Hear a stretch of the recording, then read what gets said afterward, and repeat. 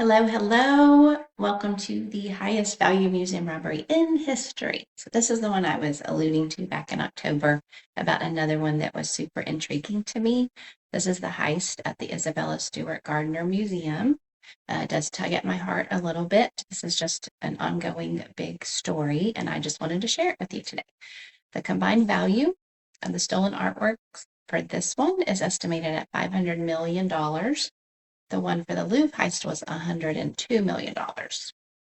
So we're talking, this is big.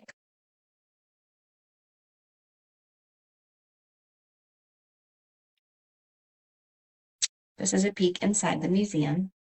The Gardner Museum was constructed under the guidance of art collector Isabella Stewart Gardner to house her personal art collection. Like, this woman traveled and collected, and she was just lucky to have the funds to be able to gather this art. She was just an art historian to the extreme. The museum opened to the public in 1903. And Gardner continued to expand her collection and arrange it until she died in 1924. When she left the museum, she left a $3.6 million endowment. So that was the money to keep the museum running and take care of it, which would be equal to $66 million today.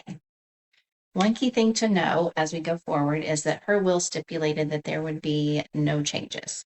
The artwork cannot be rearranged. It can't be sold. They can't purchase anymore.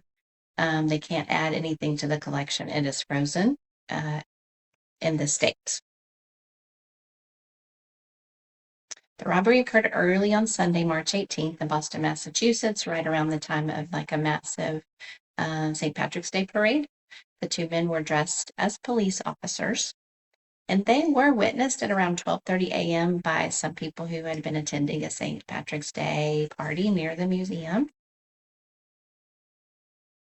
This is a photograph taken the morning after. You can see that the thieves took the paintings and threw them on the floor so that they could break the glass, and then they crudely cut them out, the canvases out of their stretchers with a blade. So it was a little rough, not something art historian or an true art educated thief would have done. There were 13 taken. Most notably, there were 3 by Rembrandt, 5 by Degas, 1 by Manet, and super important, 1 by Vermeer.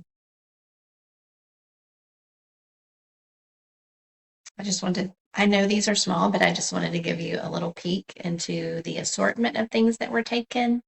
And you can Google this if you are interested in more and see a little more close-up versions of these pieces. The most valuable was the concert by Dutch painter Vermeer. He only painted 34 paintings that we know of that are attributed to him, so the loss of one is massive. The painting accounts for half of the overall value of all 13 items, estimated at $250 million, and that was back in 2015. Experts believe that the concert may be the most valuable object stolen in the world. So of all the heists, of all the things, not just art, but the most valuable object stolen. I'm going to go back really quick. Okay, no, we're good. Moving forward to Rembrandt's only seascape. So this one makes me sad because Rembrandt only painted one seascape, the storm on the Sea of Galilee. And it's the most valuable of his works, like of all the Rembrandt works. This is the most valuable. An estimated value on this is $140 million.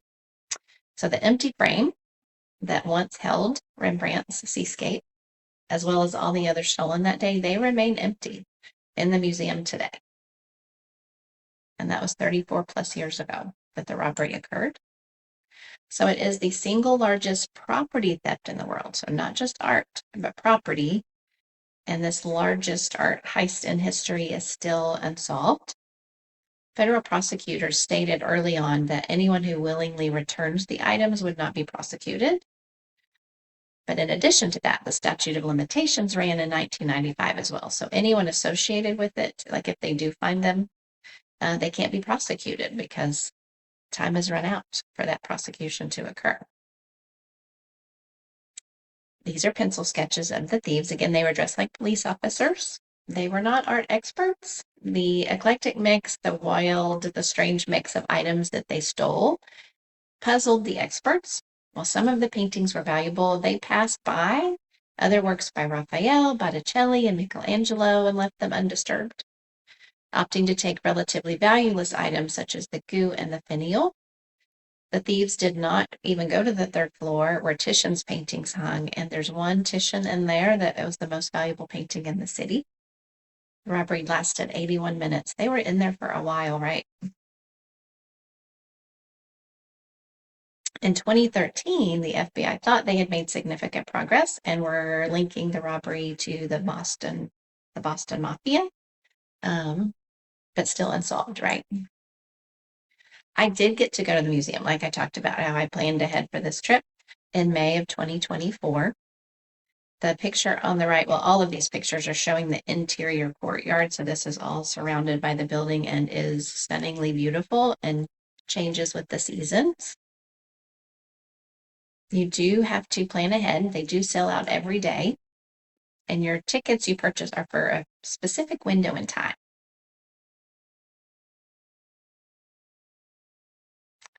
There is a Netflix documentary. So despite extensive investigations and numerous theories, the case is still unsolved and the artworks have never been recovered. So this documentary highlights the enduring intrigue, like why people are still interested in this and the various suspects and various motives that they have had. It did take 7 years to produce this one. Anyway, the documentary is called Netflix documentary. This is a robbery. And I'm going to go back just a little bit because I wanted to talk a little bit. There was something exciting in 1994 that was super hopeful. The museum director received a letter from someone who claimed to be attempting a negotiation for the return of the artwork. The writer explained that they were a third party. They didn't personally know the thieves, but they wanted to help negotiate a return. They explained that the art was stolen to reduce a prison sentence. But that opportunity passed. The artwork was no longer needed, and they wanted to negotiate a return. The writer explained that the artwork was being held in a non-common law country under climate-controlled conditions. So they were trying to put out there that the artwork is still in such great shape. They wanted immunity for themselves and all involved, and they wanted $2.6 million for the return of the artwork that would be sent to an offshore bank account when the art was handed over.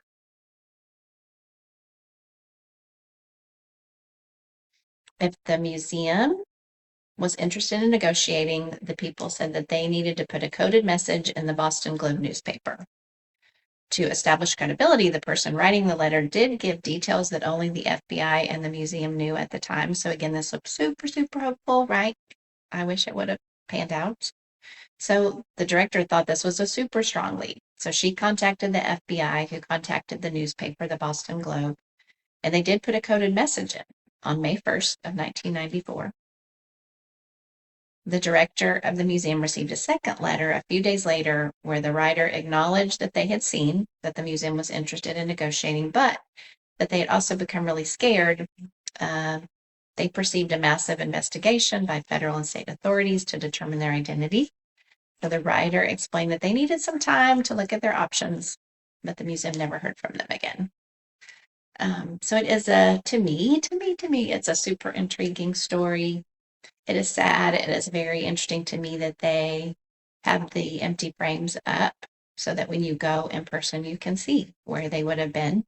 I do think it brings the heist that happened so long ago more to a realistic experience for those who go to the museum. I do hope one day they return so they can go up on the walls. I also think maybe there is more interest in the museum because there are the empty frames.